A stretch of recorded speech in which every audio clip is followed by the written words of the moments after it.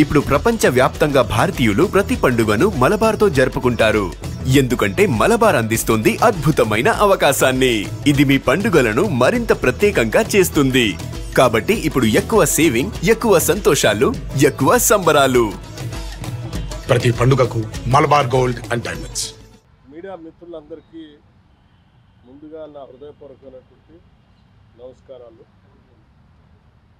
మీ అందరికీ తెలిసిందే, తెలంగాణ రాష్ట్ర ప్రభుత్వం రాష్ట్రంలో ఉన్నటువంటి ఓబీసీ వర్గాలకి 42% రిజర్వేషన్ కల్పించాలనేటువంటి ఆలోచనతో సిపెక్ సర్వే చేసి, ఆ సర్వే ఆధారంగా రాష్ట్ర ప్రభుత్వం క్యాబినెట్లో నిర్ణయం చేసి శాసనసభలో బిల్లు పెట్టి బిల్లు పాస్ చేసి 42% రిజర్వేషన్ ఇచ్చేయడం కోసం శాసనసభ అది కూడా ఏకగ్రీవంగా అన్ని రాజకీయ పార్టీలు ఆ బిల్లును శాసనసభలో ప్రవేశపెట్టినప్పుడు ఏకగ్రీవంగా అందరూ ఒప్పుకున్న విషయం కూడా మీ అందరికీ తెలిసింది.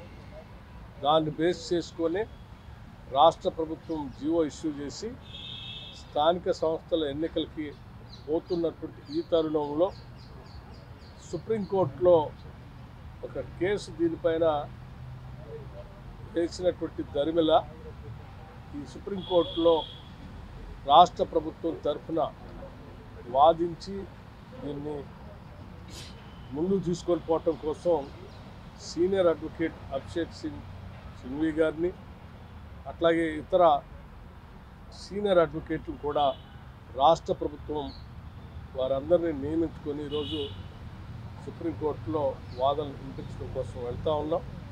తప్పనిసరిగా మా అందరికీ నమ్మకం ఉంది. ఎందుకనంటే న్యాయస్థానాలు గతంలో చెప్పినప్పుడు కూడా ఇందిరా సహాని 1991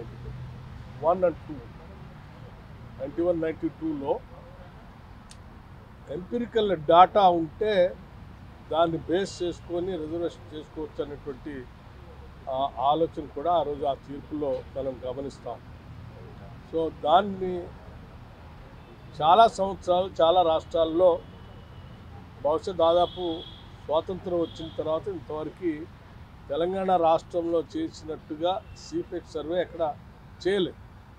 ఆ ఎంపిరికల్ డాటా లేకపోబట్టే ఆ 50% క్యాప్లో ఉంచడం జరిగింది. కానీ ఈరోజు తెలంగాణ రాష్ట్ర ప్రభుత్వం చాలా స్పష్టంగా సిపెక్ సర్వే చేసి ఎంపిరికల్ డాటాతో ముందుకు వచ్చింది. కాబట్టి దీనిపైన ఎటువంటి ఇబ్బంది ఉంటుందని మేము అనుకోవట్లేదు.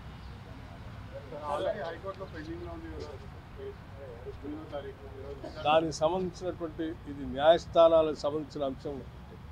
హైకోర్టు, సుప్రీంకోర్టు లేదా సుప్రీంకోర్టు వారి డైరెక్షన్, హైకోర్టు వీరి డైరెక్షన్ ఏది ఇస్తారనేది ఆ న్యాయస్థానాలు చెప్తారు. మాకంటే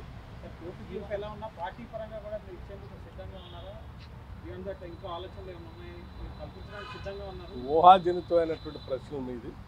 మేము తప్పనిసరిగా కోర్టులు కూడా దీనికి సానుకూలంగానే ఉంటాయని మేము ఆశిస్తాము.